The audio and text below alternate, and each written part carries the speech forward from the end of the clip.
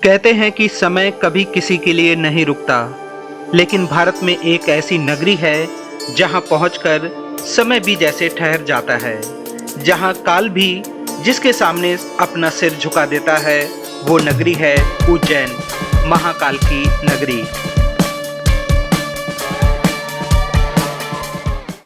यह सिर्फ एक शहर नहीं, यह वह भूमि है जहां सदियों से शिव की भक्ति में गूंज रही है, जहां हर गली में एक कहानी है, हर मंदिर के पीछे एक मान्यता है और आपका हर एक कदम आपको आस्था के और करीब ले जाता है। और आज मैं आप सभी को उसी नगरी में लेकर चलता हूं जहां पर हर स्वर में सिर्फ एक ही नाम गूंजता है, जय श्री महाकाल।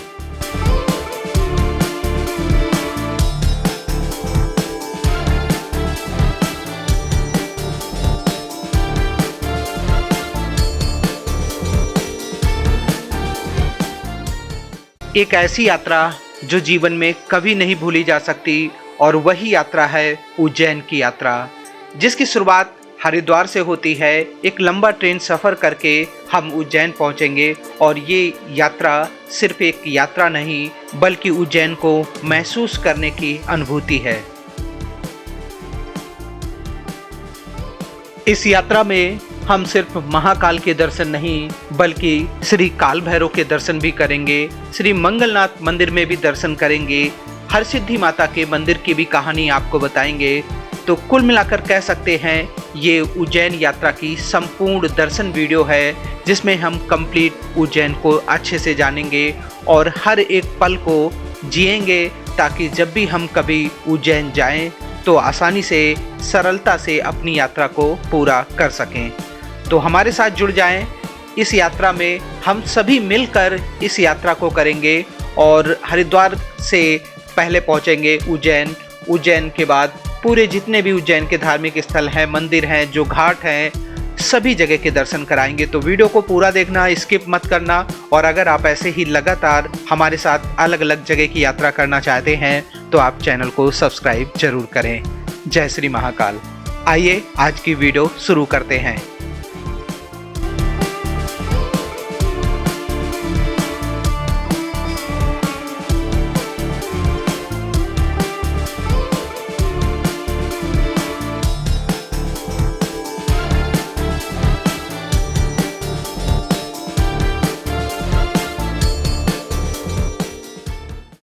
दोस्तों, एक बार फिर से आप सभी को जय गंगे माता। आज एक बार दोबारा उज्जैन जाने का मौका मिल रहा है। तो ये ट्रेन मेरे बैक साइड में खड़ी है। इसी ट्रेन से हम पहुंचेंगे उज्जैन और महाकाल के दर्शन करेंगे और आप सभी को भी महाकाल के दर्शन कराएंगे। सावन के महीने में ये यात्रा हो रही है। तो सावन के महीने में ऐसे भी बहुत सारे श्रद्धालु जो है उज्जैन पहुँचते हैं, महाकाल के दर्शन करते हैं। तो चलते हैं, ट्रेन का समय हो चुका है, बस 2 मिनट में ट्रेन यहाँ से निकलने वाली है। तो हमारे साथ बने रहें, हमारे साथ इस यात्रा में शामिल हो जाएं। हम सभी मिलकर उज्जैन महाकाल की यात्रा करेंगे। तो सभी लोग लिखेंगे हर हर महादेव। दोस्तों, आज जिस ट्रेन से हम यात्रा कर रहे हैं ये हरिद्वार से बांद्रा टर्मिनल तक जाती है। ये डायरेक्ट ट्रेन उज्जैन नहीं जाती है। ये उज्जैन के पास में ही एक रेलवे स्टेशन है नागदा, वहाँ पर हमें उतार देगी और वहाँ से मात्र 50 किलोमीटर दूर उज्जैन है। तो 1-1.5 घंटे में हम उज्जैन पहुँच जाएंगे। और ये ट्रेन जो है दिन में 1:30 बजे चलती है, तो 1:35 में यहाँ से हरिद्वार रेलवे स्टेशन से चल पड़ी है। 5 मिनट लेट है।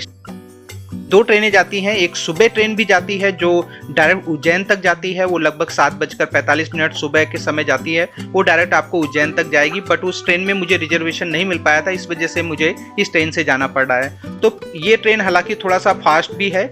तो वहाँ नागदा उतरकर 1 घंटे में हम उज्जैन रेलवे स्टेशन पहुँच जाएंगे। तो ये ट्रेन जो है मुजफ्फरनगर, मेरठ, गाजियाबाद, निजामुद्दीन, कोटा होते हुए नागदा तक जाएगी। तो आगे की जानकारी हम आपको और देंगे। तो वीडियो को लास्ट तक देखना और शेयर जरूर करते जाना।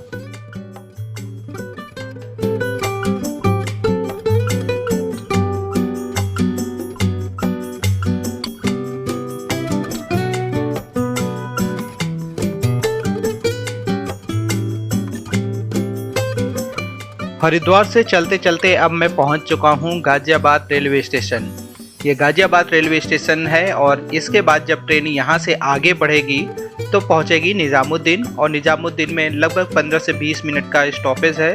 और फिर वहाँ से हम बढ़ेंगे आगे नागदा के लिए। तो दोस्तों फाइनली मैं पहुंच चुका हूं निजामुद्दीन रेलवे स्टेशन।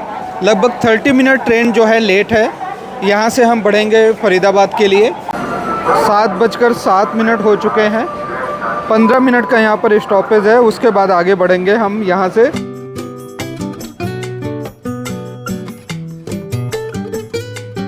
दोस्तों अब हमारी ट्रेन जो है मथुरा रेलवे स्टेशन को क्रॉस कर रही है और जब मथुरा से हम आगे बढ़ेंगे तो फिर एक और आएगा सवाई माधोपुर रेलवे स्टेशन, वो भी बहुत ही मेन रेलवे स्टेशन है। और उसके बाद कोटा आएगा। तो ये रास्ते में ये रेलवे स्टेशन पड़ते हैं और अभी तो रात हो गई है तो सोते हैं और सुबह देखते हैं कौन सा रेलवे स्टेशन आता है।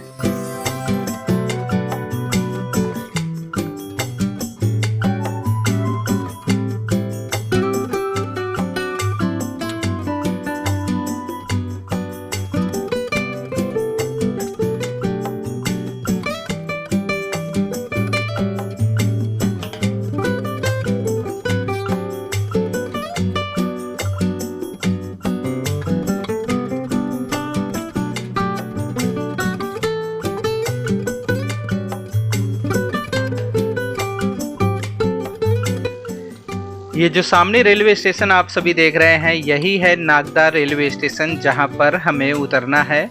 और अभी ट्रेन थोड़ी देर में रुकेगी और ये स्टेशन काफ़ी अच्छा लगा। तो ये स्टेशन भी हम दिखाएंगे क्योंकि मेन स्टेशन हो जाता है उज्जैन के पास में, तो यहाँ की भी आपको जानकारी देनी ज़रूरी है। पहले हम उतर जाते हैं और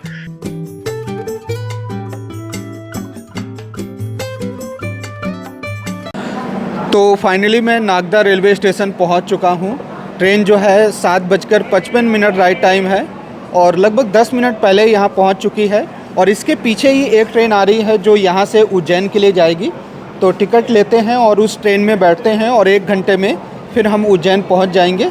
तो ट्रेन हरिद्वार में भी राइट टाइम चली थी और यहाँ भी 10 मिनट बिफोर ट्रेन पहुँच चुकी है। तो अभी तक की जर्नी अच्छी रही है। और यहाँ से नागदा से जो उज्जैन है लगभग 55 किलोमीटर के आसपास है। और अच्छी बात है कि पीछे ही एक ट्रेन आ रही है जो उज्जैन जाएगी। और ये प्लेटफॉर्म मुझे बहुत पसंद आया। देखिए इसमें कितना ज़्यादा स्पेस है और ये 2 प्लेटफॉर्म के बीच में ना ये वाला एरिया देखिए खुलापन कितना ज़्यादा है। और उसके साथ साथ बहुत कम लोग नज़र आ रहे हैं, जहाँ तक आपकी नज़र जा रही होगी लिमिटेड लोग नज़र आ रहे हैं और बहुत ही अच्छा लगा।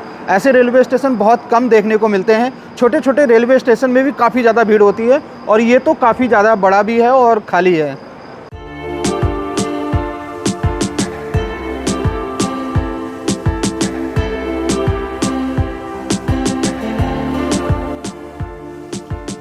दोस्तों अब मैं नागदा से उज्जैन के लिए ट्रेन के माध्यम से निकल पड़ा हूँ।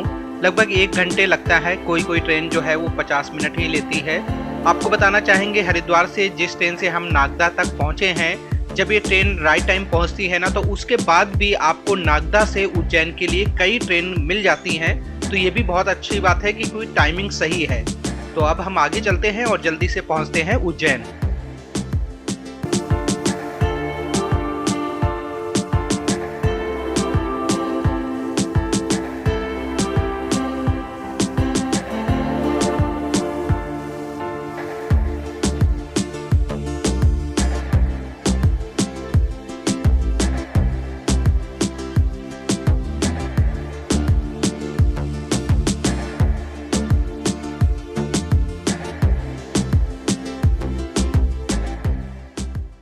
तो दोस्तों फाइनली मैं पहुंच चुका हूं महाकाल की नगरी उज्जैन में।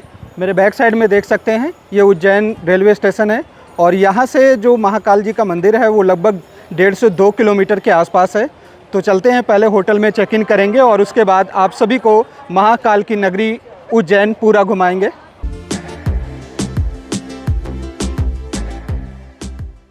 उज्जैन में आप सभी का स्वागत है।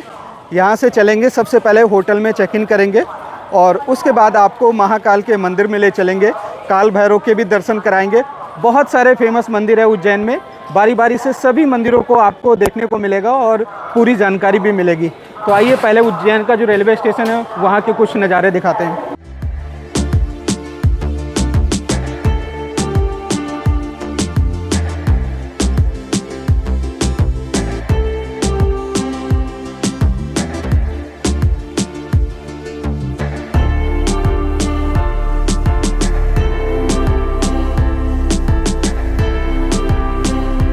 दोस्तों अब मैं रेलवे स्टेशन से सीधे उस होटल पर चलूंगा जहां पर हमारा रूम बुक है, और होटल का नाम है होटल रघुवीरा। बहुत ही अच्छी लोकेशन में है, रेलवे स्टेशन से मात्र 500 मीटर और महाकाल जो लोक है वहां से मात्र 200 मीटर। दोस्तों उसके साथ साथ उज्जैन पूरा घूमने के लिए हमने एक पैकेज ले रखा है जिससे टेंशन फ्री होकर पूरा उज्जैन घूमेंगे। और ये जो कंपनी है अरिहंत टूर एंड ट्रेवल्स के नाम पर है। पूरा प्लान ले रखा है ताकि किसी तरह की टेंशन ना हो, आराम से जहां जाना चाहें वहां जा सके। आगे हम आपको वीडियो में डिटेल बताएंगे, और आप भी अगर आप प्लान और पैकेज लेना चाहते हैं और पूरा उज्जैन टेंशन फ्री होकर घूमना चाहते हैं तो नंबर भी देंगे, आप कॉन्टेक्ट करके बुकिंग भी कर सकते हैं और इंक्वायरी भी कर सकते हैं।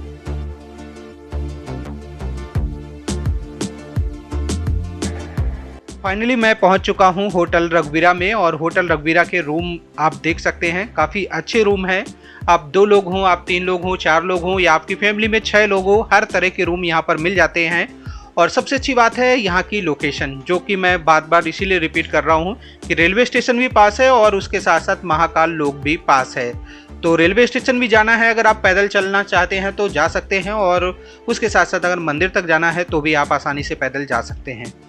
फिलहाल ये देख सकते हैं, ये हमारा रूम है जहाँ पर हम नाइट में रुकने वाले हैं, और कई दिन हम यहाँ पर रुकेंगे। और एसी रूम है, एयर कंडीशन है, और ये वॉशरूम है। पूरा नीट एंड क्लीन है सभी रूम और वॉशरूम। ओवरऑल बात करें ना तो अच्छे रूम है यहाँ पर। दोस्तों अगर आपकी फैमिली में ज़्यादा लोग हैं तो आपको बड़े रूम की ज़रूरत होगी, तो यहाँ पर एक बड़ा रूम भी आपको मिलता है। ये देख सकते हैं, आपको 2 किंग साइज के डबल बेड यहाँ पर दिख रहे हैं। काफ़ी बड़े साइज का रूम आपको मिलता है। बाकी ये देखिए वार्डरोब है जहाँ पर अपना लगेज रख सकते हैं। यहाँ पर एक सेंटर टेबल है, यहाँ पर देख सकते हैं ये सोफ़ा है, और यहाँ पर देखिए एसी लगा हुआ है। और इस रूम की सबसे ख़ास बात है ना कि जैसे ही आप इस तरफ का ये डोर खोलेंगे, ओपन करेंगे, तो आप पहुँच जाएंगे बालकनी में। और बालकनी बहुत ही अच्छी है इनकी। ये देखिए बड़े साइज़ की बालकनी है जहाँ से सिटी के नज़ारे भी देख सकते हैं। इस तरफ ये फ्लाईओवर है। थोड़ी देर रूम में आराम करने के बाद और उसके बाद नहाया हमने, और नहाकर हम निकल पड़े श्री काल भैरव मंदिर में दर्शन करने के लिए। कहते हैं कि महाकाल में दर्शन करने से पहले श्री काल भैरव के दर्शन जरूर करें, क्योंकि जो भगवान शिव के क्षेत्रपाल और जो सेनापति हैं वो श्री काल भैरव जी हैं। तो पहले श्री काल भैरव मंदिर में जाकर उनसे दर्शन करें और उनसे एक तरह से आज्ञा लें, फिर महाकाल के मंदिर में जाकर दर्शन करें, ऐसी मान्यता है। तो मैं भी निकल पड़ा श्री काल भैरव मंदिर में दर्शन करने के लिए। दोस्तों इस वीडियो में आप उज्जैन के लगभग सभी मंदिरों के दर्शन करने वाले हैं। इस वीडियो को देखने के बाद फिर किसी वीडियो को देखने की जरूरत नहीं पड़ेगी। उज्जैन की संपूर्ण यात्रा इस वीडियो को देखने के बाद आपकी पूरी हो जाएगी। दोस्तों अगर आप श्री महाकाल मंदिर से श्री काल भैरव मंदिर जाना चाहते हैं तो सबसे अच्छा विकल्प आपके पास ऑटो है। ज़्यादातर जो लोग हैं उज्जैन में ऑटो से ही घूमते हैं, और श्री महाकाल जो मंदिर है वहाँ से श्री काल भैरव मंदिर की दूरी जो है वो लगभग 5.5 या 6 किलोमीटर के आसपास है। तो आप ऑटो करके आसानी से जा सकते हैं, जिसका किराया लगभग 150 रुपये के आसपास लगता है। और अगर आप पूरे दिन के लिए लेंगे तो ऑटो वो भी अच्छा रहेगा। 600 रुपये में ऑटो आपको मिल जाता है, जिसमें 4-5 जो फेमस मंदिर हैं उज्जैन के वो घुमा देते हैं। वो आपके लिए ज़्यादा अच्छा रहेगा, और उसके साथ साथ आप ज़्यादा प्लेस आसानी से घूम पाएंगे। तो फिलहाल मैं श्री काल भैरव मंदिर के काफ़ी पास पहुंच चुका हूं। अब मैं उस जगह पर पहुंचूंगा जहां से लाइन लगती है। जिस दिन मैं गया था उस दिन डेट थी 20 अगस्त, और इतनी ज़्यादा भीड़ हो रही थी ना, मैंने जब ड्रोन व्यू देखा तो देखकर हैरान हो गया। इतनी ज़्यादा भीड़ थी, ऐसा लग रहा था कि 2 घंटे तो लग ही जाएंगे।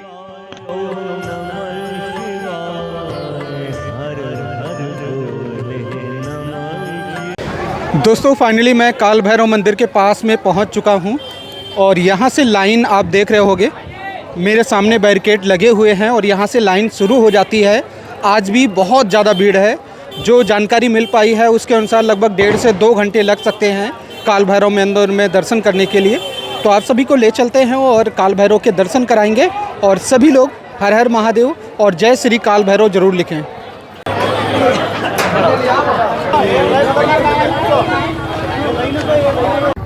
दोस्तों लाइन में लग चुके हैं और श्री काल भैरव मंदिर में दर्शन करने के लिए जा रहे हैं, और जो आज भीड़ दिख रही है उससे लग रहा है कि 1.5 से 2 घंटे लग जाएंगे हमें दर्शन करने में। तो चलते हैं, देखते हैं कितना टाइम लगता है, और आपको दर्शन भी कराएंगे और आपको आगे जानकारी।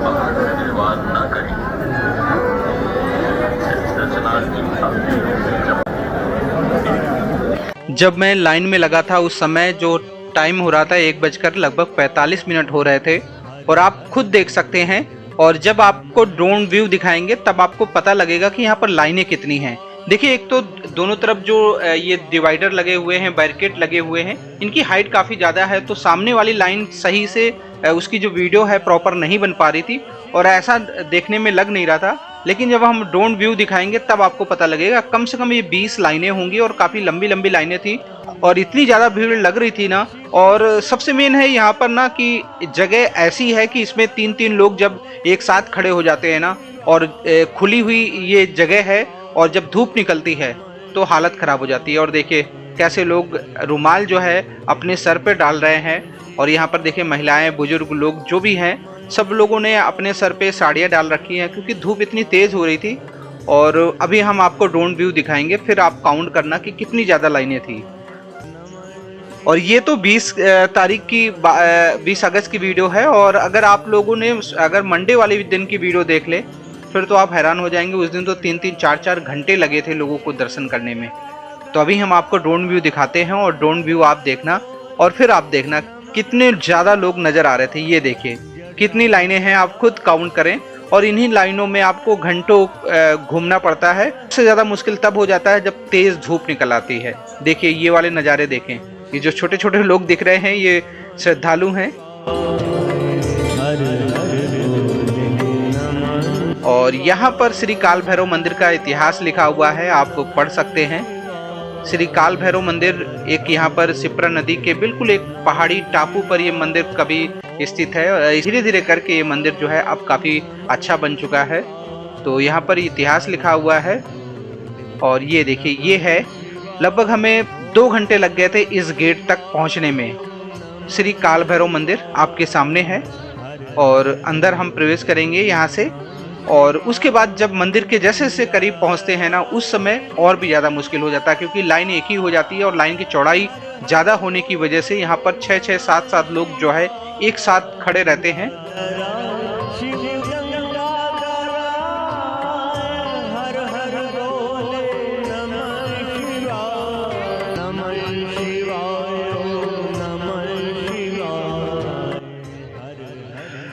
दोस्तों अगर आप वीआईपी टिकट लेकर जाना चाहते हैं तो यहाँ भी वीआईपी टिकट लेने का ऑप्शन मिलता है, लेकिन कोशिश करें कि नॉर्मल लाइन में लगकर ही दर्शन करें, क्योंकि जब आप मेहनत करेंगे और काफ़ी देर यहाँ पर आप खड़े रहेंगे तो आपका जो श्रद्धा भाव है ना वो काफ़ी ज़्यादा बढ़ जाता है और दर्शन करने की इच्छा जो है वो भी काफ़ी ज़्यादा बढ़ जाती है। और वैसे यहाँ पर वीआईपी टिकट का जो प्राइस है वो 500 रुपये पर पर्सन है। अगर आप श्री काल भैरव मंदिर में आसानी से दर्शन करना चाहते हैं तो सबसे अच्छा माध्यम है कि आप अर्ली मॉर्निंग आएँ। लगभग 5:30 बजे अगर आप मंदिर में आ जाते हैं तो 6 बजे मंदिर के कपाट खुलते हैं, तो बहुत ही आसानी से लगभग आधे घंटे में आपको दर्शन हो जाएंगे। और अगर आप लोग 10-11 बजे के बाद आते हैं तो यहाँ पर आपको काफ़ी ज़्यादा भीड़ का देखने को सामना करना पड़ेगा, क्योंकि पहले लोग जो है श्री महाकाल मंदिर में दर्शन करते हैं, वहाँ से जब दर्शन हो जाते हैं फिर आते हैं श्री काल भैरव मंदिर में दर्शन करने के लिए। तो इस वजह से 10-11 बजे के बाद जो है श्री काल भैरव मंदिर में ज़्यादा भीड़ बढ़ जाती है।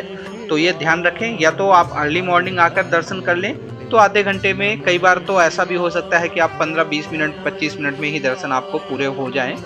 तो इन बातों को ध्यान रखें और इस वीडियो को आगे शेयर ज़रूर करते जाएं और वीडियो को लास्ट तक देखना। अभी हम कई जो प्रमुख मंदिर हैं वहाँ के भी दर्शन कराएंगे, और मैंने जिस तरह अपनी यात्रा की है उसी तरह ये वीडियो मैंने बनाई है। सबसे पहले मैं श्री काल भैरव मंदिर में दर्शन करने गया था, और कहते भी हैं कि श्री काल भैरव मंदिर में दर्शन पहले करना चाहिए, तो इस वजह से मैं यहाँ पर दर्शन करने गया हूँ। और फिर उसके बाद यहाँ पास में कुछ मंदिर हैं वो दिखाएंगे, फिर हम आपको ले चलेंगे श्री महाकाल के दर्शन करने के लिए। और उसके बाद फिर एक बहुत ही खास मंदिर है हर सिद्धि माता मंदिर, वहाँ भी आपको ले चलेंगे। तो वीडियो को शेयर करते जाएं।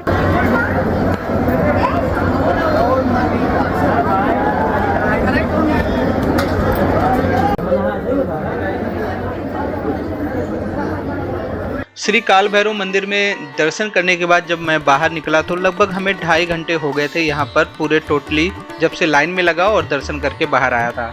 और जब मैं बाहर आया तो यहाँ पर पास में 1 किलोमीटर की दूरी पर श्री गढ़ कालिका देवी जी का मंदिर है। एक प्राचीन शक्तिपीठ है और लास्ट टाइम भी मैं वहाँ पर नहीं जा पाया था, तो इस टाइम मैंने पहले ही सोचा था कि माता रानी के मंदिर में जाएंगे। और शक्तिपीठ है और शक्तिपीठ जितने होते हैं बहुत ही विशेष होते हैं। तो मैं ऑटो पकड़कर निकल पड़ा वहाँ से श्री गढ़ कालिका देवी मंदिर, और लगभग 10 मिनट में मैं पहुँच गया था, क्योंकि रोड थोड़ी सी ख़राब थी। बाकी ये फ़िलहाल देख सकते हैं, यहाँ पर चुंडी चढ़ाते हैं लोग, यहाँ पर प्रसाद ले सकते हैं और सामने ही माता रानी का मंदिर है। अभी मैं आपको दिखाऊंगा और माता रानी के अच्छे से दर्शन भी कराऊंगा और पूरा इतिहास भी आपको बताऊंगा कि ये इतना खास क्यों है। और वैसे आप समझ भी गए होंगे, शक्तिपीठ का मतलब जो है माता सती के जो शरीर के अंग जो थे जहाँ जहाँ पर गिरे थे वहीं पर शक्तिपीठ का निर्माण हुआ था। तो ये देखिए शक्तिपीठ गढ़ कालिका मंदिर उज्जैन। तो जब भी आप श्री काल भैरव मंदिर जाएं तो ये पास में ही पड़ता है, वहीं से आप डायरेक्ट यहाँ पर आकर दर्शन कर सकते हैं। पुराणों के अनुसार कहते हैं उज्जैन की शिप्रा नदी के पास ये भैरव पर्वत पर देवी सती का जो ऊपरी ओंठ है वो गिरा था, जिस वजह से ये स्थान शक्तिपीठ के रूप में पूजा जाता है।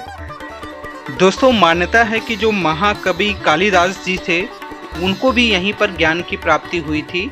पहले उन्हें इतना ज्ञान नहीं था, लेकिन जब वो यहाँ पर आए माता रानी के मंदिर में उन्होंने दर्शन किए तो उसके बाद उन्हें ज्ञान की प्राप्ति हुई। कहते हैं कि जो कवि कालिदास जी थे उन्होंने माता रानी को आराध्य देवी माना था और उन्होंने एक रचना भी यहीं पर की थी जिसका नाम है श्यामला दंडक करके, एक उनकी द्वारा रचना की गई है, वो यहीं पर की गई थी। और फिलहाल आप माता रानी के मंदिर में दिव्य दर्शन कर सकते हैं। देखिए माता रानी के भव्य दर्शन करें तो सभी लोग जय माता दी लिखते जाएं और वीडियो को शेयर जरूर करते जाएं जितने लोग देख रहे हैं।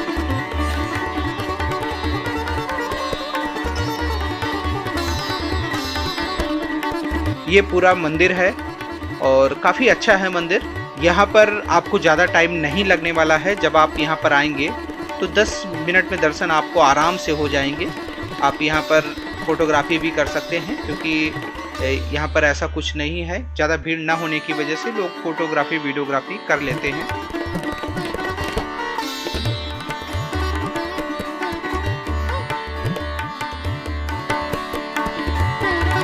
दोस्तों जब श्री गढ़ कालिका देवी मंदिर में दर्शन करके मैं बाहर निकला तो वहाँ पर एक बोर्ड हमें दिखा जिसमें लिखा था राजा भर्तहरि की गुफा यहीं पर है। तो फिर मैं निकल पड़ा राजा भर्तहरि की गुफा को देखने के लिए। और राजा भर्तहरि जो है बहुत ही खास राजा रहे हैं जिनके बारे में इतिहास हम आपको बताएंगे। और मात्र 500 मीटर की दूरी पर राजा भर्तहरि की गुफा थी। ये देखिए इतिहास लिखा हुआ है, तो आप यहाँ से इतिहास भी पढ़ सकते हैं। बहुत ही प्राचीन ये गुफा है और जब गुफा को देखेंगे ना तो मुझे विश्वास है कि जब भी आप यहाँ पर आएंगे तो इस जगह भी आप आना चाहेंगे। देखिए आपको पहले तो रोड से नीचे की ओर सीढ़ियों में जाना होगा और बिल्कुल शिप्रा नदी के बिल्कुल किनारे पर ये राजा भर्तहरि की गुफा स्थित है। और राजा भर्तहरि कौन है ये सारा इतिहास हम आपको आगे बताएंगे।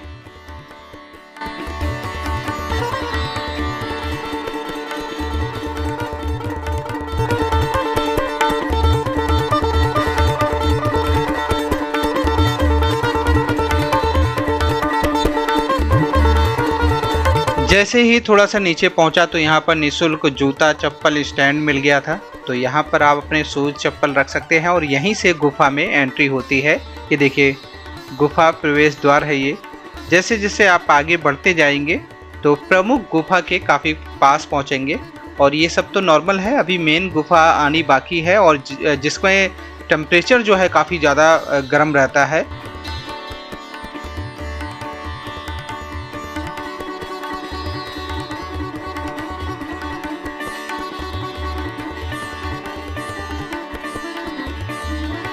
दोस्तों अब मैं आपको राजा भर्तहरि का इतिहास बताना चाहूँगा। राजा भर्तहरि जो है प्राचीन काल में उज्जैन, जिसे अवंतिका नाम से जाना जाता था, उसके प्रतापी राजा थे और महान संस्कृत कवि भी थे ये। और वो जो है जो सम्राट विक्रमादित्य थे उनके बड़े भाई थे। और एक समय उनके जीवन में ऐसा आया कि वो सारा राजपाट अपने छोटे भाई विक्रमादित्य को सौंप देते हैं और वो निकल पड़ते हैं सत्य के मार्ग में। और उसके बाद उन्होंने गुरु गोरखनाथ जी से दीक्षा ली और उसके बाद इन्होंने ध्यान लगाया और शिप्रा नदी के तट पर इसी जगह पर उन्होंने कई वर्षों तक तपस्या की। और उसके बाद उन्हें ज्ञान की बहुत ज़्यादा प्राप्ति हुई और इसके बाद वो एक संस्कृत कवि भी कहलाए। तो ये उनकी गुफा है और गुफा में जाने का मार्ग आप देख सकते हैं। इस गुफा में जैसे ही आप प्रवेश करेंगे ना, तो टेम्परेचर इतना ज़्यादा गर्म है कि आप ज़्यादा देर इस गुफा में रह भी नहीं पाएंगे। और देखिए किस तरह की गुफा बनी हुई है। तो आप इससे भी समझ सकते हैं कि कभी अवंतिका नगरी के राजा थे और उसके बाद वो संत बने और यहीं पर इसी जगह पर उन्होंने ध्यान लगाया। तो बहुत ही पवित्र जगह है ये। तो बहुत सारे लोग यहाँ पर आते हैं और ये देखिए यहाँ पर लिखा भी है 12 वर्षों तक यहाँ पर तपस्या राजा भर्तृहरि जी ने की। तो यहाँ पर आप लोग दर्शन कर सकते हैं। यहाँ पर 2 गुफाएं हैं। अभी आप पहली गुफा के दृश्य देख रहे हैं। ये देखिए उनकी तपस्थली कह सकते हैं। अभी हम दूसरी गुफा के अंदर भी ले चलेंगे और वहां के भी दर्शन कराएंगे। और इस गुफा को अगर आप देखेंगे ना, तो एक अजीब तरह की गुफा है। इसमें जाने का जो मार्ग है ना, बहुत ही छोटा सकरा मार्ग है। आपको बैठ के जाना पड़ेगा। और सबसे मेन है यहाँ पर जो गर्म रहती है गुफा, जहाँ आप ज़्यादा देर बैठ नहीं सकते।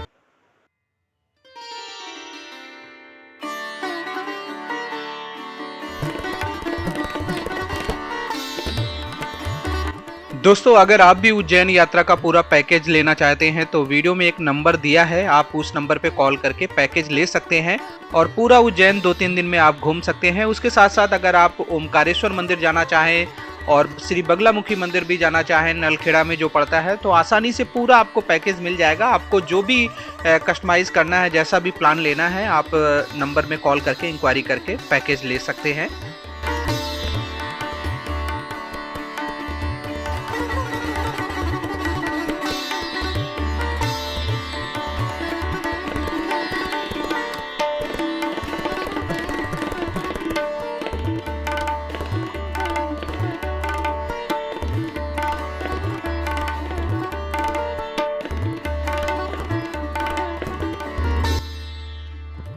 दोस्तों, यहाँ पर देख सकते हैं राजा भर्तृहरि का ये जो गुफा है, गुफा का पूरा इतिहास आप यहाँ से पढ़ सकते हैं। पूरी कहानी यहीं पर एक जगह लिखी हुई है और आप जब इसको पढ़ोगे ना, तो सब कुछ क्लियर हो जाएगा। अब हम आपको लेकर चलते हैं जो दूसरी वाली गुफा है। आपने पहली गुफा तो देख ली। ये देखिए पहली गुफा का एंट्रेंस, जहाँ से मैं आपको लेकर गया था। और यहीं से थोड़ा सा आगे बढ़ेंगे तो राजा भर्तृहरि की जो सेकेंड गुफा है, वहाँ पर भी हम आपको ले चलेंगे। देखिए यहाँ पर लिखा भी है कि एक बार में सिर्फ 50 लोग ही एंट्री करें, क्योंकि अंदर बिल्कुल भी स्पेस नहीं है। और ये छोटी वाली दूसरे नंबर वाली गुफा में देखिए कैसे एंट्री होती है। आपने इससे पहले भी बहुत सारी गुफाएं देखी होगी, अलग अलग जगह पर गुफाएं हैं। और ऐसी गुफाओं में ही बैठकर जो संत महात्मा थे वो तप किया करते थे। तो देखिए ये वाली जो गुफा है ना, इसके अंदर आपको लेकर चलते हैं।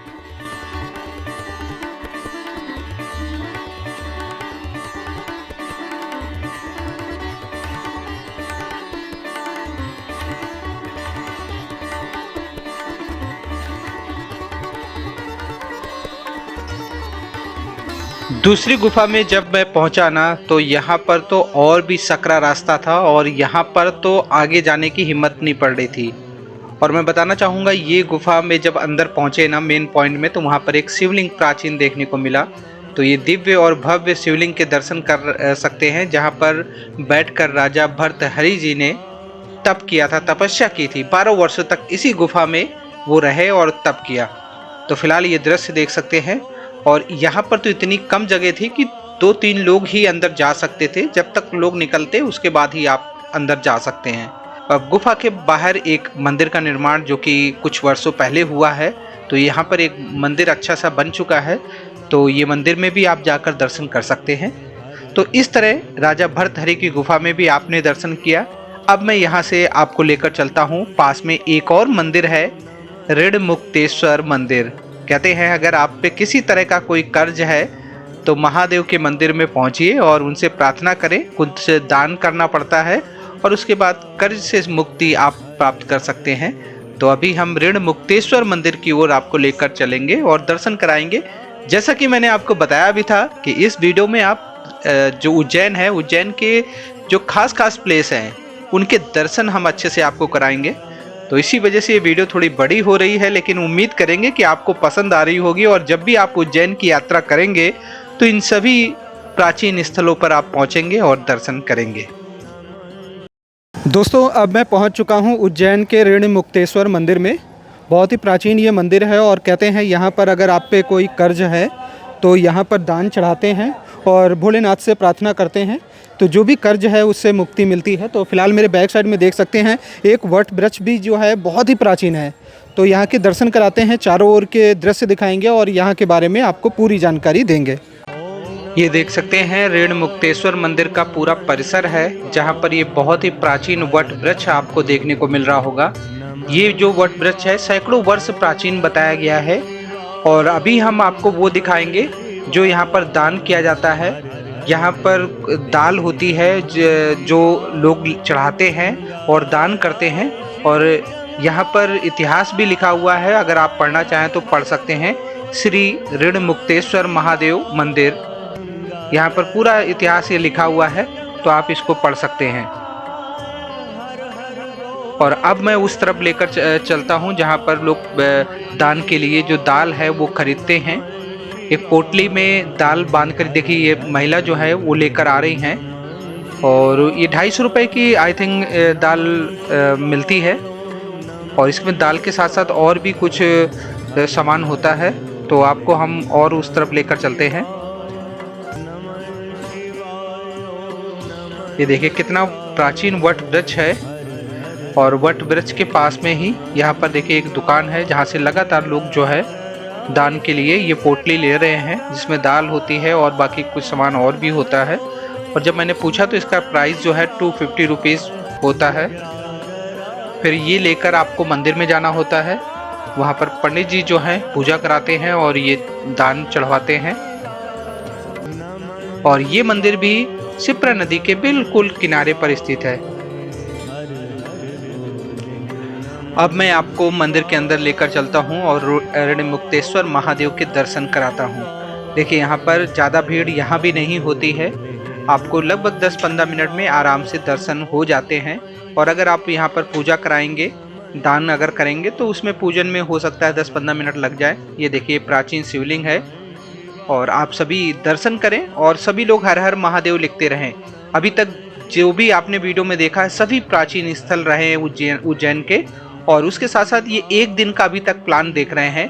लगभग होटल से मैं 12:30-1 बजे के आसपास निकला था और अभी तक लगातार मैं बारी बारी से एक एक मंदिर में जाकर दर्शन कर रहा था। तो अभी तक एक दिन का ही प्लान आप लोग देख रहे हैं। श्री ऋण मुक्तेश्वर महादेव मंदिर। अब मैं यहाँ से आगे की ओर चलूँगा। ऋण मुक्तेश्वर मंदिर में दर्शन करने के बाद अब मैं वापस जा रहा था होटल की तरफ। तो जैसे ही मैं होटल की तरफ जा रहा था, रास्ते में हमें श्री राम घाट की आरती देखने को मिली। हालांकि पुल के ऊपर से ही हमने ये आरती देखी है। ये देखिए श्री राम घाट, शिप्रा नदी, और ये बहुत ही प्राचीन उज्जैन का घाट है जहाँ पर लोग आकर स्नान करते हैं। और यहीं पर जो है सिंहस्थ कुंभ का आयोजन होता है। तो फिलहाल ये देख सकते हैं इन दृश्यों को। ये पुल के ऊपर से ही वीडियो मैंने बनाई थी, कितना अच्छा लग रहा है। हालांकि मैं बाद में आपको यहाँ पर ले चलूँगा और डिटेल में अच्छे से दर्शन भी कराऊँगा और यहाँ के पूरे जो मंदिर हैं वो भी दिखाऊँगा। तो अभी मुझे जाना था श्री महाकाल के दर्शन करने के लिए, क्योंकि मैंने सोचा था शाम को ही श्री महाकाल के दर्शन करेंगे।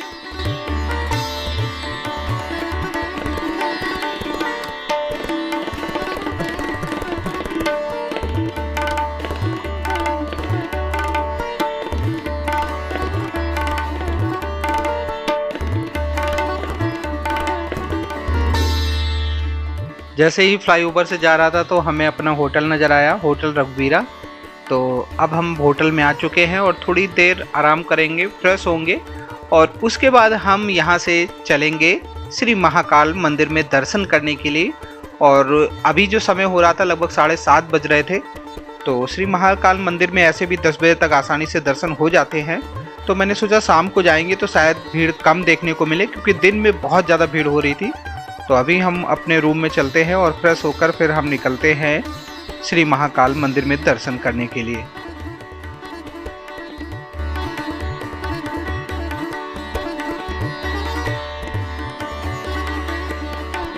दोस्तों होटल में लगभग आधा घंटे हमने आराम किया और उसके बाद फिर हम लगभग 8:45 में निकल पड़े श्री महाकाल मंदिर में दर्शन करने के लिए। और ये जो गेट आप देख रहे हैं ये है नीलकंठ द्वार, जिसे सामान्य दर्शन के लिए लोग अंदर जाते हैं।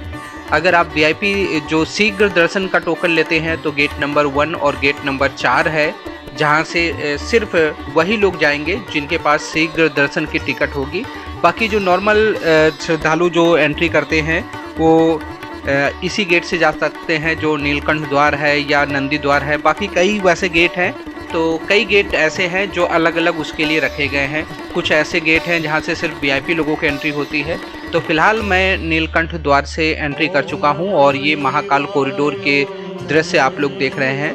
तो अभी देखिए काफ़ी ज़्यादा संख्या में श्रद्धालु जो है दर्शन करने के लिए मंदिर की तरफ जा रहे हैं। और कॉरिडोर काफ़ी ज़्यादा बड़ा है, तो यहाँ पर आप गेट से एंट्री तो कर जाएंगे, लेकिन मंदिर के पास पहुँचने में भी आपको 10 से 15 मिनट लग जाते हैं। अंदर काफ़ी आपको चलना पड़ता है। तो अभी फ़िलहाल हम आगे की ओर बढ़ रहे हैं और समय काफ़ी हो रहा था, क्योंकि अगर 9 बजे के आसपास आपकी 9:30 बजे तक एंट्री हो जाती है तो काफ़ी अच्छे से दर्शन हो जाएंगे। तो अभी हम चलते हैं आगे और आगे आपको मंदिर में महाकाल के दर्शन भी कराएंगे और अंदर के काफ़ी जो सुंदर सुंदर झांकियां हैं, जो सुंदर सुंदर यहाँ पर ये जैसे कि मूर्तियां बनी हुई हैं, वो सब हम आपको दिखाएंगे। तो वीडियो में बने रहें और लास्ट तक ज़रूर देखें और शेयर ज़रूर करते जाएं।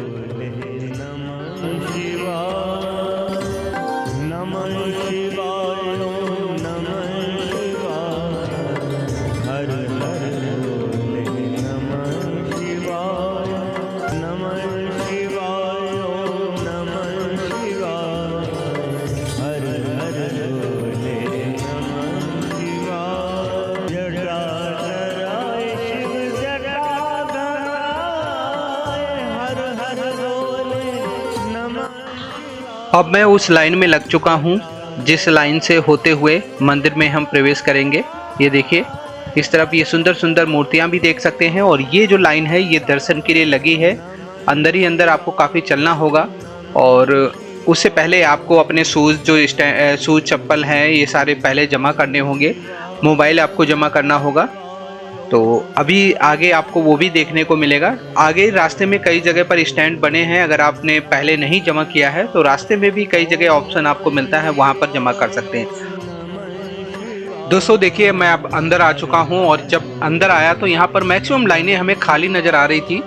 सिर्फ एक लाइन ये वाली हमें दिख रही थी जहाँ पर काफ़ी श्रद्धालु थे। बाकी कह सकते हैं अंदर जब पहुँचे थे तो हमें लगा था कि आधे घंटे में हमें अच्छे से दर्शन हो जाएंगे। तो आगे ले चलते हैं और आप सभी को महाकाल के दर्शन कराते हैं। समय बहुत ही अच्छा था, जब मैं पहुंचा तो उस समय बहुत सारी लाइनें जो थी वो खाली थी। तो अब मंदिर के काफ़ी करीब हम पहुंच चुके हैं और थोड़ी देर में श्री महाकाल मंदिर के बिल्कुल सामने हम आ जाएंगे। और ये देखिए ये यहाँ पर है श्री महाकाल मंदिर। और सावन में ऐसा बहुत ही कम देखने को मिलता है कि ऐसे इस तरह की इतनी लाइनें खाली हों।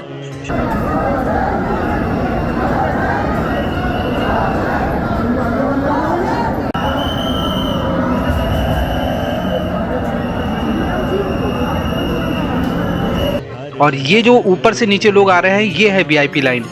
ये जो लाइन आप देख रहे हैं ना ये शीघ्र दर्शन वाली लाइन है, वीआईपी नहीं है। शीघ्र दर्शन जो कि 250 रुपये टिकट लेकर आते हैं तो वो लोग डायरेक्ट यहीं पर आते हैं। और अब आप सभी महाकाल मंदिर में दर्शन कर सकते हैं। सभी लोग हर हर महादेव जय श्री महाकाल लिखते रहें।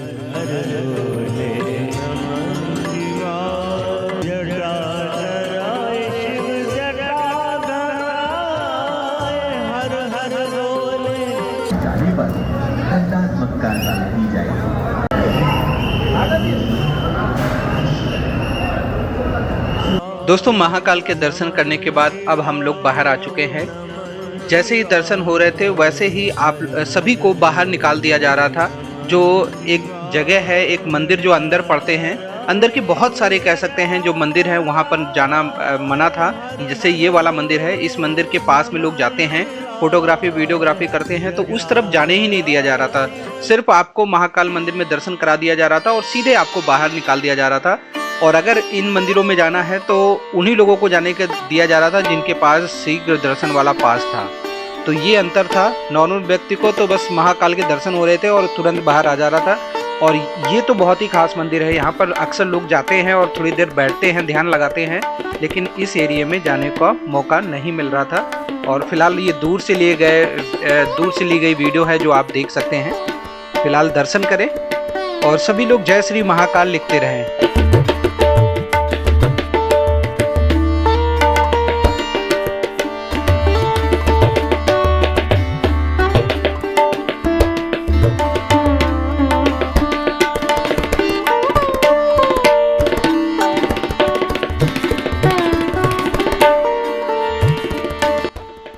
दोस्तों अब बात करते हैं हमें कितना समय लगा दर्शन करने में। देखिए जब हम लाइन में लगे थे उस समय लगभग 9:05 हो रहे थे और लगभग 9:35 में हम दर्शन करके बाहर आ गए थे कॉरिडोर में।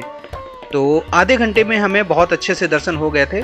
और फिलहाल आप कॉरिडोर के दर्शन कर सकते हैं, महाकाल कॉरिडोर के दिव्य दर्शन करें। और यहाँ पर बहुत ही सुंदर सुंदर मूर्तियाँ बनी हैं और रात के समय ना, शाम को जब लाइटिंग हो जाती है फिर तो यहाँ के नज़ारे देखने योग्य होते हैं। तो आप सभी इन दृश्यों को देखें। और फिर मैंने सोचा था कि अगले दिन हम जो है शीघ्र दर्शन वाला पास लेकर जाएंगे, क्योंकि हमें मंदिर अंदर वाले मंदिर देखने थे। तो अगले दिन आप वीडियो को पूरा देखना। मैं शीघ्र दर्शन पास वाले में कितना समय लगेगा उसके बारे में भी जानकारी देंगे और कैसे वो पास आप ले सकते हैं, पूरी हम आपको उज्जैन यात्रा की सभी डिटेल में जानकारी देंगे। तो फिलहाल आप कॉरिडोर के दृश्य देख सकते हैं।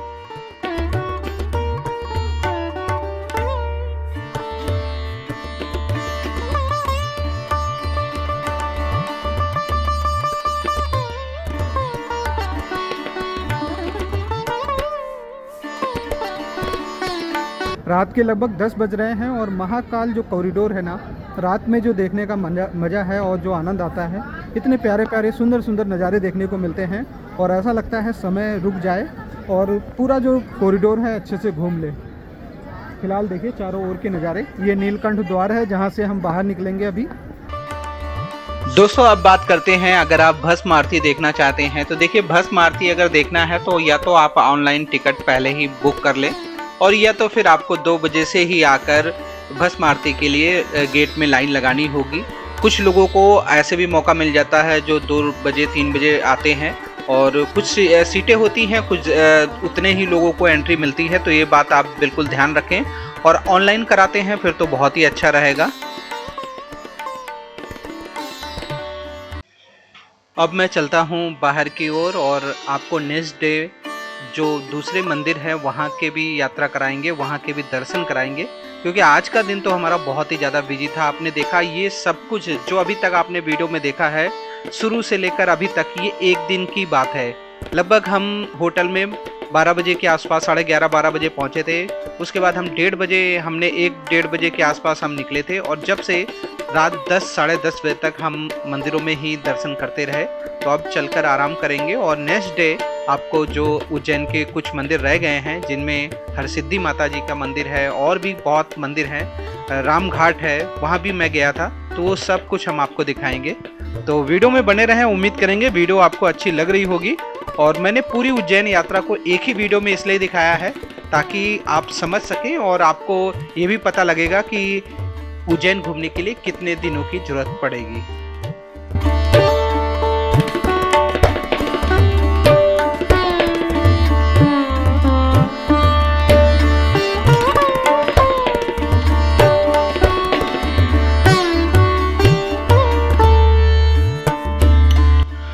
दोस्तों अब जो वीडियो आप देख रहे हैं उसके नेक्स्ट डे की है और मैंने अब जो शीघ्र दर्शन का टोकन है वो ऑनलाइन बुक कर लिया था और हमें जो स्लॉट मिला था वो 8 बजे से 9 बजे के बीच में मिला था। तो अभी हम जा रहे हैं शीघ्र दर्शन के लिए, जो गेट नंबर 1 है जहां से शीघ्र दर्शन वालों की एंट्री होती है। और आप ऑनलाइन बुक करने के बाद भी अगर आप उसका प्रिंट आउट लेना चाहें तो यहाँ पर वो प्रिंट आउट भी निकल जाता है। तो अभी हम गेट नंबर 1 के पास पहुंचकर वो दृश्य दिखाएंगे और गेट नंबर 1 से सिर्फ शीघ्र दर्शन वाले ही लोग जाते हैं। देखिए यहाँ पर मोबाइल लॉकर भी है, शू स्टैंड भी है और यहाँ पर टिकट काउंटर भी है। कई बार टिकट यहाँ से भी मिल जाती है और अब सावन के बाद ना आपको टिकट यहाँ से ही आसानी से मिल जाएगी। और सिर्फ सावन के महीने में ये होता है कि ऑनलाइन बुक कर लो तो ज़्यादा अच्छा रहता है। तो अब हम चलते हैं मंदिर के अंदर और अब हम उस जगह पर पहुंच जाएंगे जहां का इंतजार मैं कर रहा था कि वहां पर पहुंचकर हम आपको दर्शन कराएंगे।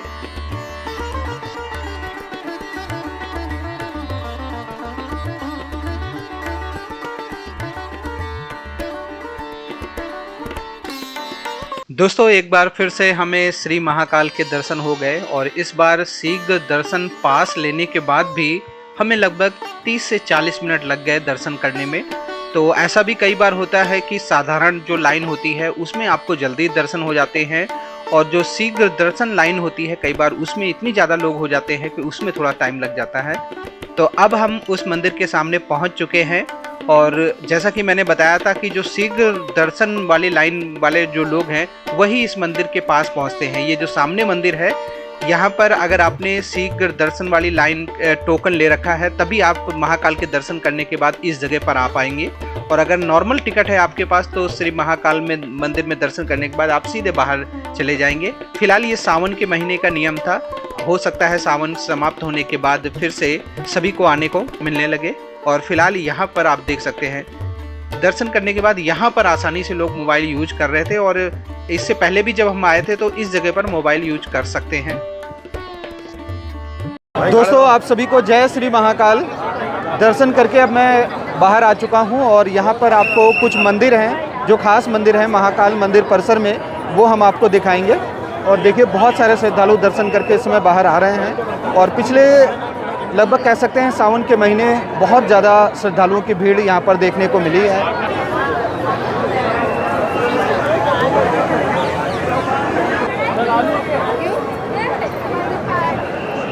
दोस्तों अब मैं आपको मंदिर परिसर के अंदर जो जो मंदिर हैं वहाँ के भी दर्शन कराऊंगा। यहाँ पर कई प्रमुख मंदिर हैं जो काफ़ी प्राचीन हैं। यहाँ पर गणेश जी का मंदिर है, श्री कृष्ण भगवान जी का भी मंदिर है। ये देखिए ये गणेश जी का मंदिर है जहाँ पर लोग मनोकामना का धागा बंधवाते हैं और इस तरफ भी देख सकते हैं।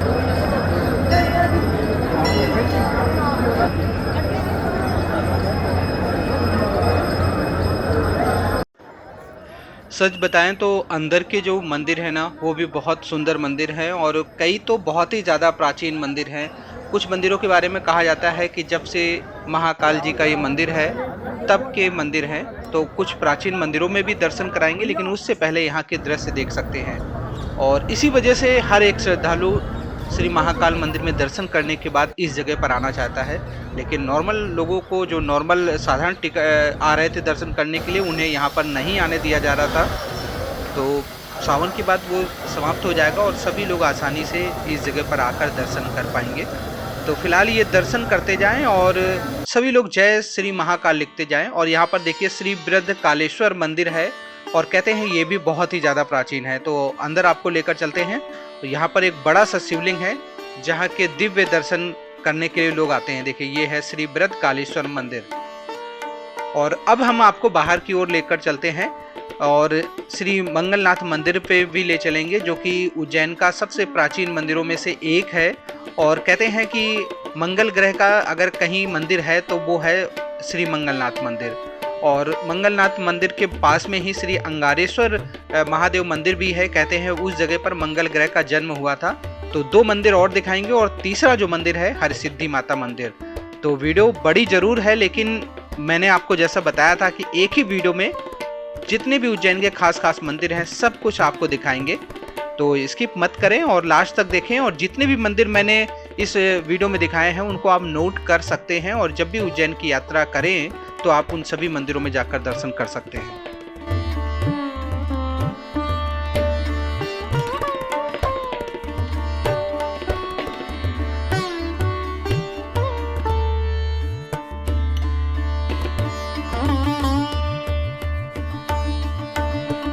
दोस्तों श्री महाकाल मंदिर में दर्शन करने के बाद मैं निकल पड़ा श्री मंगलनाथ मंदिर में दर्शन करने के लिए। ये देखिए श्री मंगलनाथ मंदिर का एंट्री वाला गेट है और लगभग डिस्टेंस की बात करें तो लगभग 5 किलोमीटर ये मंगलनाथ मंदिर पड़ता है। दोस्तों मैं आ चुका हूँ श्री मंगलनाथ मंदिर परिसर में और यहाँ से एंट्री करेंगे और उसके बाद श्री मंगलनाथ का जो प्रमुख मंदिर है वहाँ के दर्शन कराएंगे। और सबसे खास बात है कि विश्व में एक ही मंगलनाथ का मंदिर है, मंगल ग्रह का मंदिर, तो यही है मंगलनाथ का मंदिर। तो अंदर ले चलते हैं और दर्शन कराते हैं।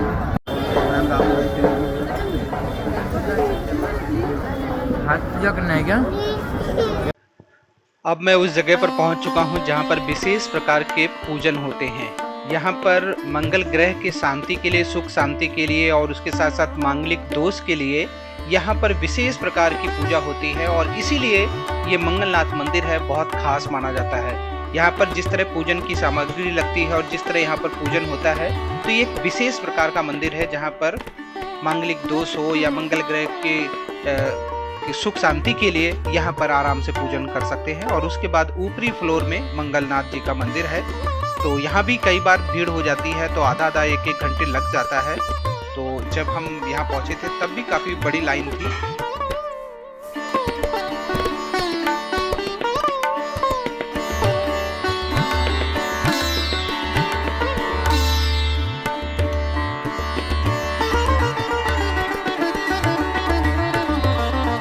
यहाँ से देख सकते हैं श्री मंगलनाथ मंदिर के बिल्कुल सामने हैं हम, और जो पौराणिक महत्व है वो कहा जाता है कि भगवान भोलेनाथ के पसीने से मंगल ग्रह का जन्म हुआ है।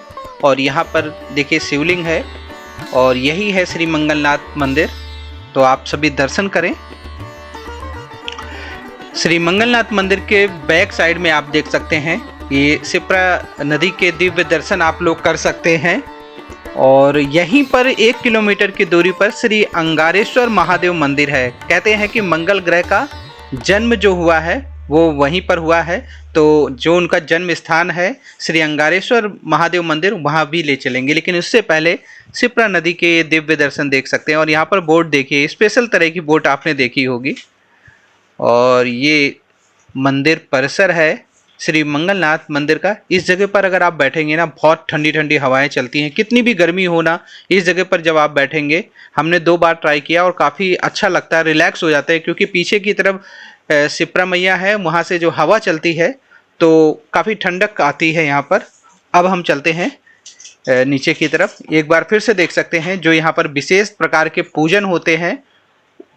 तो पूजन के बारे में भी हम पंडित जी से जानते हैं, किसी पंडित जी से बात करेंगे और यहाँ के पूजन के बारे में और अच्छे से जानेंगे। देखिए किस तरह यहाँ पर ये सामग्री चाहिए होती है मांगलिक दोष के लिए, मंगल ग्रह सुख शांति के लिए यहाँ पर विशेष प्रकार का हवन होता है, पूजन होता है। पंडित जी सबसे पहले तो जय श्री महाकाल। जय श्री महाकाल। पंडित जी मैं जानना चाहता हूँ कि जैसे कि बहुत सारे लोग हैं वो श्री मंगलनाथ मंदिर में आते हैं, पूजन कराते हैं, तो मंदिर का इतिहास क्या है और ये मंदिर इतना विशेष क्यों है? ऐसा माना जाता है कि अगर आपको मंगल दोष है या नवग्रह में किसी भी प्रकार की कोई आपको समस्या उसमें होती है, तो वहाँ जाकर के आप पूजा कराते हैं तो उसकी शांति होती है। और विवाह जिनका नहीं हो रहा है तो 1.25 महीने में, 3.25 महीने में या 6.25 महीने में 100% ये गारंटी होती है कि उनका विवाह निश्चित होता है और मंगल की शांति होती है। और जैसे अनुष्ठान कराना है तो कितना दिन पहले आपसे संपर्क करना होगा? आप विशेष तौर पर मंगल की अगर हम शांति चाहते हैं तो मंगल के दिन ही होती है। वो काल सर्प दोष की पूजन भी होती है। इसमें हम यजमान को वो अपनी सुविधा के अनुसार कोई ऐसा मंगलवार लेवें कि वो उस दिन उपलब्ध हो। तो दोस्तों ये पंडित जी हैं जो कि श्री मंगलनाथ मंदिर में जो अनुष्ठान होते हैं वो अनुष्ठान कराते हैं। और ख़ास इसीलिए मंदिर है वो क्योंकि मंगल ग्रह का जन्म बताते हैं कि उसी जगह पर हुआ है।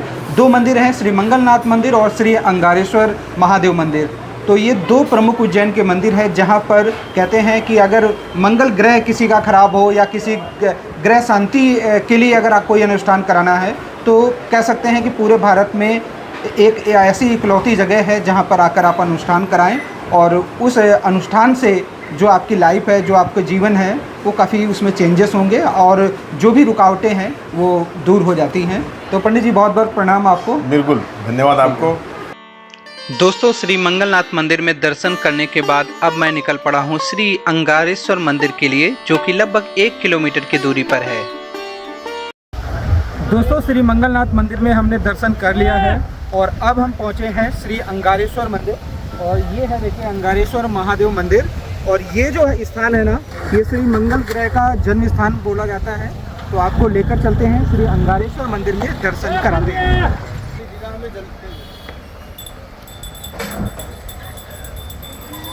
ये देखिए सामने जो आपको रेड कलर का मंदिर नज़र आ रहा है, यही है श्री अंगारेश्वर महादेव मंदिर।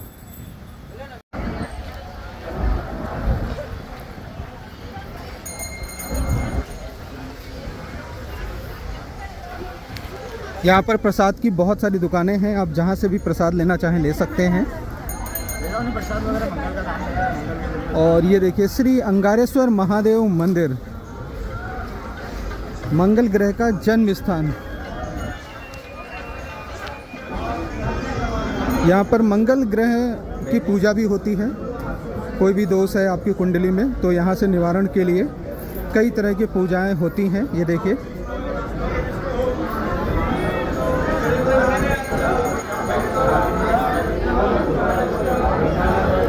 श्री अंगारेश्वर महादेव के दर्शन आप सभी यहाँ से कर सकते हैं।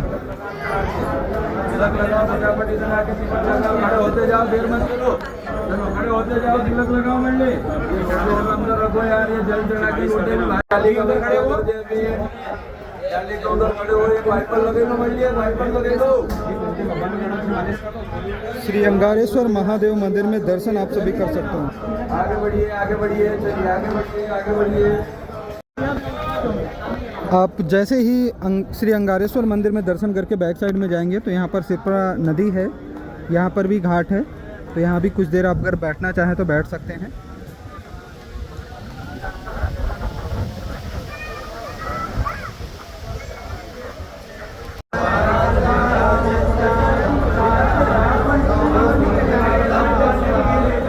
दोस्तों, श्री अंगारेश्वर मंदिर में दर्शन करने के बाद अब मैं पहुंच चुका हूं श्री महर्षि सांदीपनि आश्रम। ये वही जगह है जहां पर भगवान श्री कृष्ण ने, सुदामा जी ने और बलराम जी ने यहाँ पर शिक्षा ली थी। और महर्षि सांदीपनि जो है वो कह सकते हैं श्री कृष्ण भगवान के गुरुजी हैं। तो हम आपको लेकर चलेंगे और दिखाएंगे कौन कौन सी शिक्षा उन्होंने ग्रहण की है। और ये आश्रम भी बहुत ही खास आश्रम में से है, कहते हैं उज्जैन के प्राचीन आश्रम में से एक है।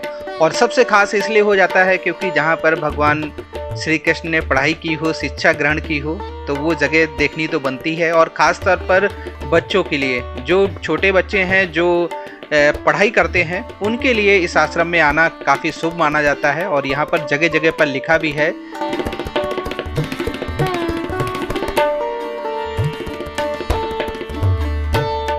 तो आपको यहाँ के भी दर्शन कराते हैं।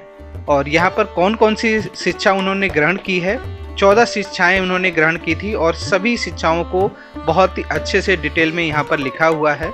तो आप उसको देखेंगे तो आप पढ़ भी पाएंगे कि कौन कौन सी शिक्षा उन्होंने यहाँ पर ली थी।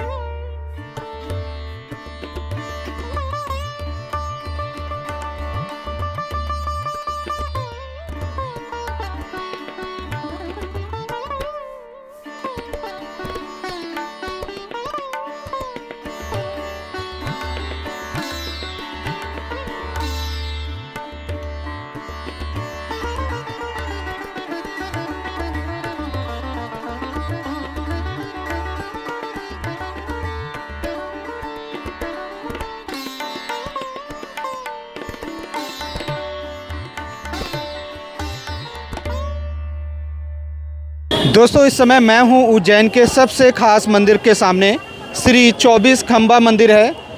यहां पर माता रानी के दर्शन होते हैं और यहां पर जो माता रानी है ना, वो उज्जैन की रक्षक देवी है। तो इस मंदिर के इतिहास को भी जानेंगे और उसके साथ साथ आप सभी को दर्शन भी कराएंगे। उज्जैन के सबसे प्राचीन मंदिर में से एक है ये मंदिर।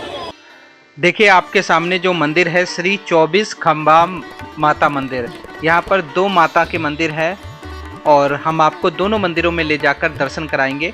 ये जो मंदिर है ना, 24 खंबे हैं और इसी वजह से 24 खंबा के नाम से ये प्राचीन मंदिर जाना जाता है। कहते हैं कि प्राचीन काल में इसी मंदिर के ये जो रास्ता देख रहे हैं यही सिर्फ महाकाल जो मंदिर है जाने का मार्ग हुआ करता था। और यहाँ पर ये आप देख सकते हैं ये स्मारक में इसको रखा गया है।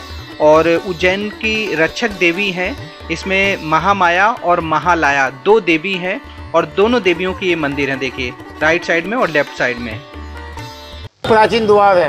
अनादिकाल में महाकाल जाने का मेन रास्ता यही था।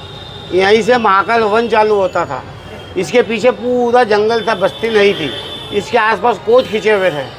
ये आगे जो बस्ती बसी हुई है चौराहे के ऊपर इस बस्ती है, उसका नाम है कोट मोहल्ला, इसीलिए क्योंकि वो कोट के ऊपर बसा हुआ है। ये राजा विक्रमादित्य की आराध्य देवी है, महामाया महालाया। इनकी आराधना करके उन्होंने उज्जैन नगरी में राज हासिल करा था। देवी को पसंद करने के लिए जो पूजा उन्होंने दी वो पूजा आज कलेक्टर महोदय आके देते हैं। दुर्गा अष्टमी के दिन यहाँ से नगर पूजा निकलती है, सारी उज्जैन की परिक्रमा करती है। 28 किलोमीटर की इनकी परिक्रमा होती है। देवी को मदिरा का भोग लगता है। पहले यहाँ बलि प्रथा थी, पहले भैंसे की बलि दी जाती थी। अब देश आज़ाद हुआ जब से बलि प्रथा बंद हो गई। मदिरा का भोग आज भी लगता है। उसी भोग को एक लोटे में भर के उसमें एक छेद करके नगर पूजा के आगे आगे एक आदमी चलता है। 28 किलोमीटर की इनकी परिक्रमा होती है। जब तक पूरी परिक्रमा नहीं होती जब तक वो लोटे की धार बंदी होना चाहिए, इतनी मदिरा उनको पास में रखना पड़ती है। अच्छा। हाँ जी। जब तक पूरी 28 किलोमीटर 28 किलोमीटर की 14 घंटे लगते हैं। सुबह 8:30 बजे यहाँ से चालू होती है और रात्रि को 10 बजे समाप्त होती है। अच्छा। नहीं, ये माता जी ये अंदर खंबे है 24 इनके। 24 खंबे में है ये पूरे। ये क्या है, इधर से महाकाल वन था, इधर सारा जंगल था, तो देवी इधर प्रकट हुई थी। जंगल में थोड़ी प्रकट हुई, सारी बस्ती इधर थी। यहाँ से पूरा जंगल चालू होता था, कोई बस्ती नहीं थी, इसलिए देवी इधर प्रकट हुई थी। उसके मतलब इस यही गेट था, यहीं से जाते थे महाकाल मंदिर। महाकाल जाने का आदि प्राचीन द्वार यही है। अच्छा। इधर कोई रास्ते नहीं थे। ये सब रक्षक देवी कहा जाता है उज्जैन की रक्षक देवी। अच्छा। हाँ, तो प्रथम पूजा होती है इनकी। अच्छा। पूजा नगर पूजा जो यहीं से चालू होती है, प्रथम पूजा इनकी होती है। कब का मंदिर है, किस सन का ये बना? होगा परमकालीन स्मारक है साहब ये। अच्छा। वो बोर्ड लगा हुआ सामने देखिए, पुरातन विभाग के अधीन में है ये।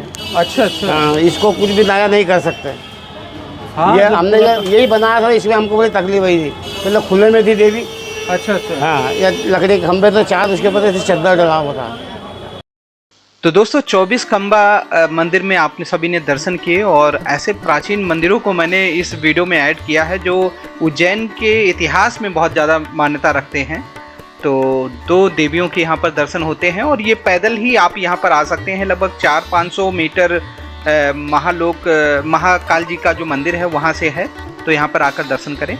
और अब मैं यहाँ से लेकर चलता हूँ सिप्रा नदी के किनारे जहाँ पर राम घाट है, राम घाट के भी दर्शन कराएंगे और उसके बाद हरसिद्धि माता मंदिर। दोस्तों इस समय मैं हूँ उज्जैन के राम घाट में, जो कि सिप्रा नदी के बिल्कुल किनारे बना हुआ है। आपको नदी के भी दर्शन कराएंगे। क्षिप्रा रिवर जो कि उज्जैन की सबसे पवित्र रिवर है और यहीं पर कुंभ में स्नान भी होता है, तो आप लोगों को यहाँ के भी दर्शन कराएंगे। और यहाँ पर आप देख सकते हैं बहुत ही प्राचीन मंदिर भी बने हुए हैं, क्योंकि ये जो जगह है ना, ये उज्जैन के सबसे प्राचीन जगह में से एक है। और इस तरफ क्षिप्रा रिवर, जिसे सिप्रा रिवर भी बहुत सारे लोग कहते हैं, तो वहाँ के दर्शन कराते हैं। उज्जैन में अगर आप आते हैं ना तो मंदिर तो मिलते ही हैं, उसके साथ साथ राम घाट पहुँचें और यहाँ पर भी आप दर्शन कर सकते हैं। लोग यहाँ पर आकर स्नान करते हैं, उसके बाद महाकाल के दर्शन करने के लिए जाते हैं।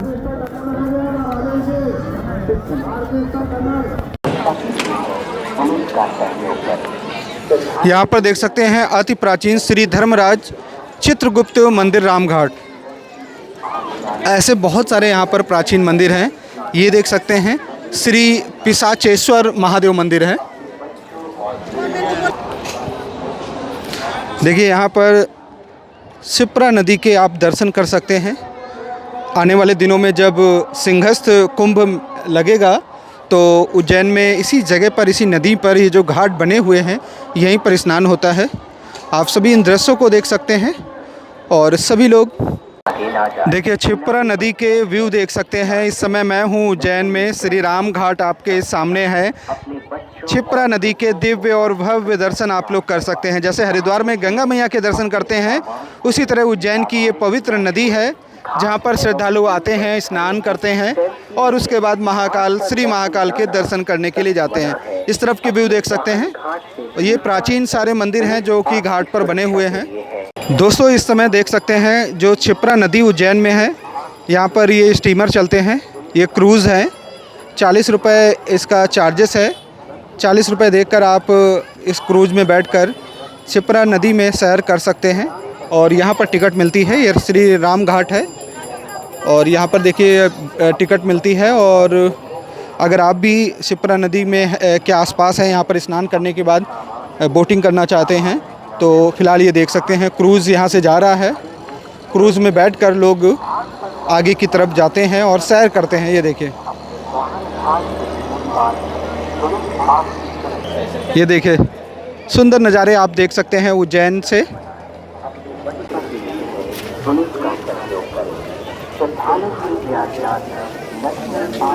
किनारे पर बैठकर सख्त मना है अपने बच्चों और वृद्धों को हाथ पकड़कर स्नान करवाएं। नहाते समय अपने सामान को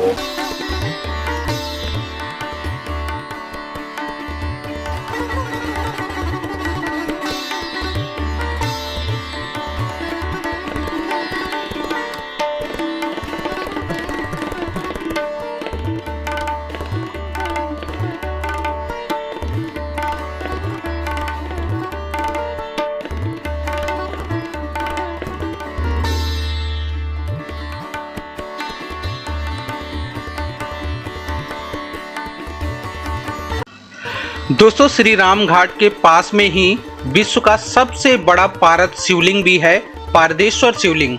तो आइए आपको दर्शन कराते हैं। श्री राम घाट के बिल्कुल पास में ये मंदिर पड़ता है जहां पर पारदेश्वर महादेव के दर्शन कर सकते हैं। और यहां पर लिखा भी है 2500 किलो का ये पारे से निर्मित शिवलिंग है, जो कि विश्व का सबसे बड़ा पारद शिवलिंग है। आप सभी दर्शन कर सकते हैं और सभी लोग हर हर महादेव लिखे। देखिए बहुत सारे लोग यहाँ पर आते हैं, रुद्राभिषेक भी कराते हैं। तो विश्व के सबसे बड़े पारद शिवलिंग के दर्शन आप सभी कर सकते हैं।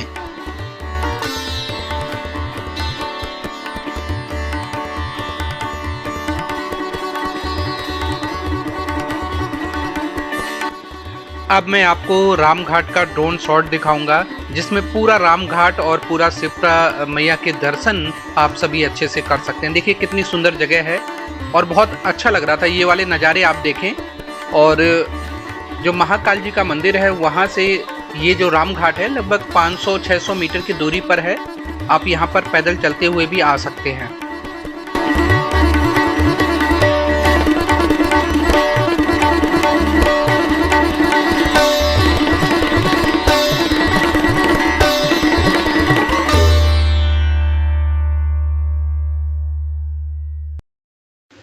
तो फाइनली जिसका आप लोगों को इंतज़ार था, मैं पहुंच चुका हूं मां हरसिद्धि देवी मंदिर, जो कि उज्जैन के खास मंदिरों में से एक है।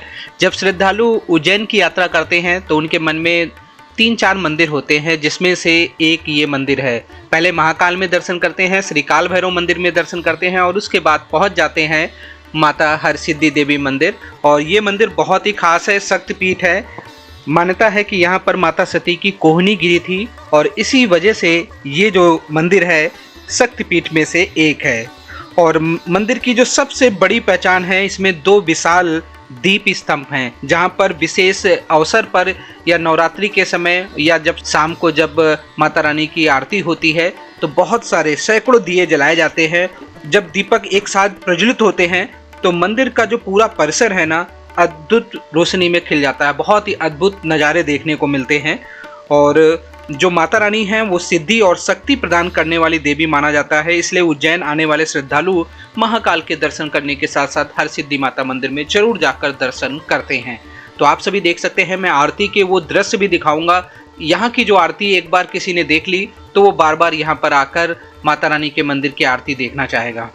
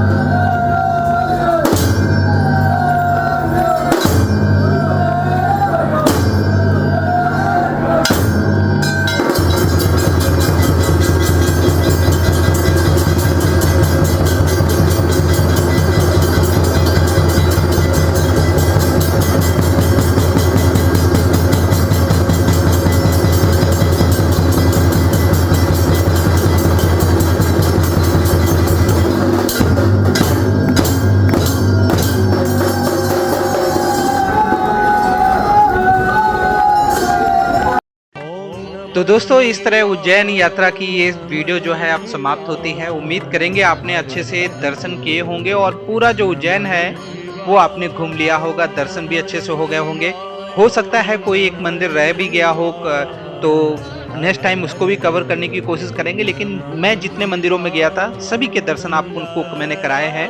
बस आपसे यही चाहिए कि आप लोग इस वीडियो को लगातार आगे शेयर करते रहें, ताकि जो लोग भी उज्जैन आना चाहते हैं उन तक ये वीडियो पहुंचे और उज्जैन यात्रा के दौरान इन मंदिरों में जाकर दर्शन कर सकें। ऐसे ही उज्जैन यात्रा की कुछ और वीडियो आएगी। जो हम उज्जैन से श्री बगलामुखी मंदिर गए थे वहां की एक वीडियो आएगी, उसको भी आप लोग पूरा देखना। आज की वीडियो को समाप्त करते हैं। आप सभी को जय हिंद, जय गंगे माता, जय माता दी, जय श्री महाकाल।